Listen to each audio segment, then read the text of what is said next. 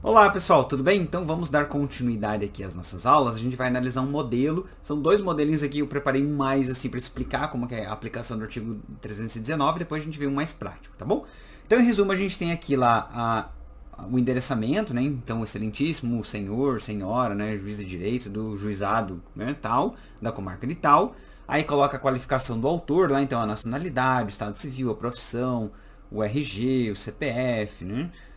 O endereço dele para que seja possível viabilizar, né, a citação. Então vem respeitosamente a presença de Vossa Excelência por intermédio do seu advogado infracinado com fulcro nos artigos 119 seguintes do CPC, né?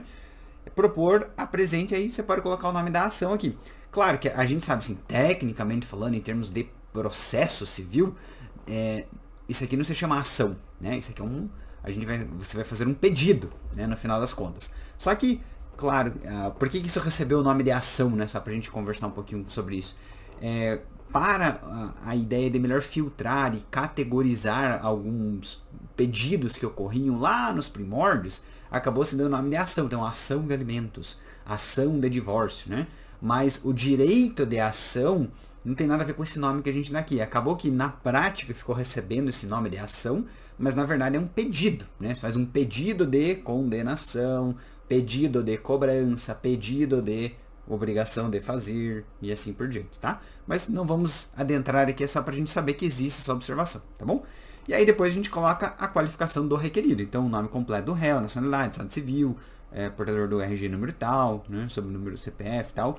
Se porventura, de algum modo, você não tem alguma dessas informações que realmente seja necessária para viabilizar a citação, você pode pedir para que o juízo consulte lá bancos de dados lá que possam conter essas informações aí também, tá bom?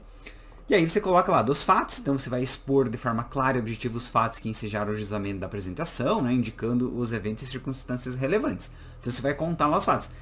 Minha sugestão, tá, e conselho, escrevam os fatos em ordem cronológica. Então, no dia tal, a parte autora foi em tal lugar e negociou tal coisa. No dia tal, era para a parte requerida entregar tal coisa. Não entregou. Depois, a parte autora tentou cobrar dessa forma e não conseguiu.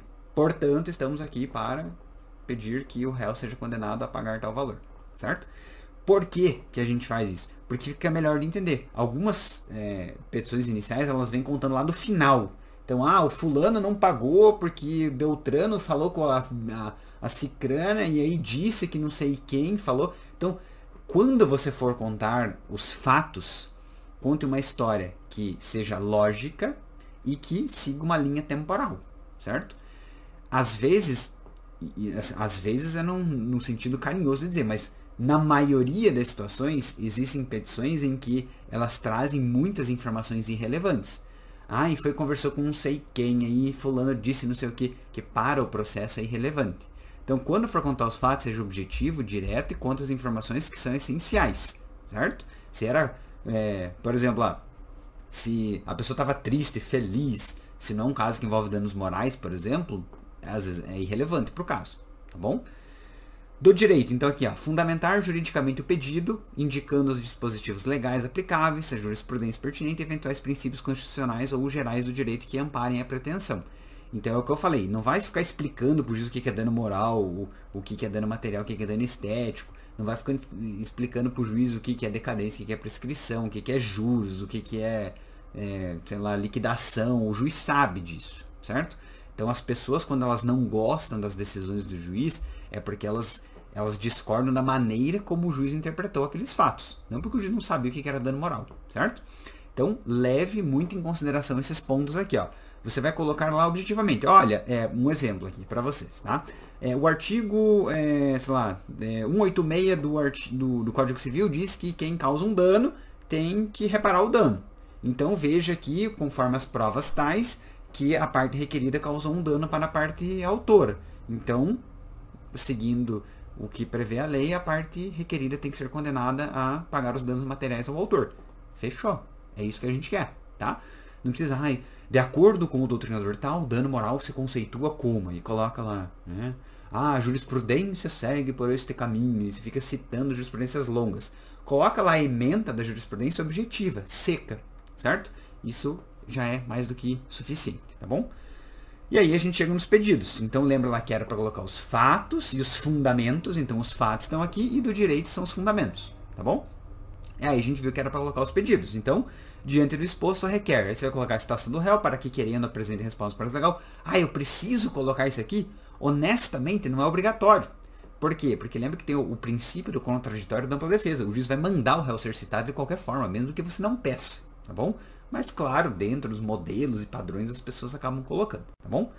Então você vai pedir a procedência dos seus pedidos, né? Então veja que a procedência da apresentação. Aqui está como um modelo, mas eu, assim, tecnicamente falando para vocês como especialista em direito processual civil, eu tenho que dizer para vocês que vocês não pedem a procedência da ação, vocês pedem a procedência dos pedidos, tá bom? Então esse é um ponto aqui. Então a procedência da apresentação para, ou eu colocaria a procedência dos pedidos para, aí vamos lá, condenar a parte requerida ao pagamento dos danos materiais no importe de tanto. Condenar a parte requerida ao pagamento dos danos morais no importe de tanto. Né? Condenar a parte requerida a transferir o veículo para seu nome. Condenar a parte requerida a realizar a pintura da casa. E assim por diante, tá bom? Aí aqui é a condenação do réu ao pagamento de, aí especificar como danos morais, materiais, né? Como a gente viu aqui. Então, veja que no final das contas é uma possibilidade de dá para juntar o tópico 2 e 3 em um parágrafo só, uma organização só, né? Lembra lá que no primeiro grau não existem custas, né, honorários advocatícios, nada nesse sentido dentro do juizado especial civil. Aí aquela ideia genérica que eu falei para vocês, na produção de todas as provas de em direito, especialmente você vai colocar as que você realmente quer produzir. Se você já sabe que você vai querer prova testemunhal, já coloca desde ali. Se tiver as testemunhas, já coloca desde ali também. Mas lembre que dá para produzir as provas até a audiência de instrução e julgamento, tá bom? E a concessão dos benefícios de gratuidade da justiça, caso necessário, né, nos termos do artigo 98 do CPC. Então, claro, se o seu cliente realmente fizer jus a esses benefícios aí, tá bom? Aí vem o valor da causa, que preenche aqueles requisitos lá do artigo 219. Coloca então, dá essa causa o valor de, né, para fins de alocação processual, e você custas processuais também, que no primeiro grau não há necessidade, só se for recorrer, como a gente já viu anteriormente. E termos em que pede deferimento, vai colocar seu local e a data em que você ajuizou aquela demanda, né? Aí o nome do advogado, OAB e o endereço completo aqui, tá bom? Fechou? Maravilha? Bom, aqui eram algumas informações essenciais que a gente tinha para falar a respeito da petição inicial, comparando lá com o que a gente viu na parte teórica, trazendo para a prática aqui. Lembrando que esse módulo aqui, a gente vai ver mais algumas outras coisas práticas também, tá bom? Alguns embargos da declaração e recursos inominados e algumas outras questões que acabam aparecendo também no dia a dia, tá bom? Até o próximo vídeo.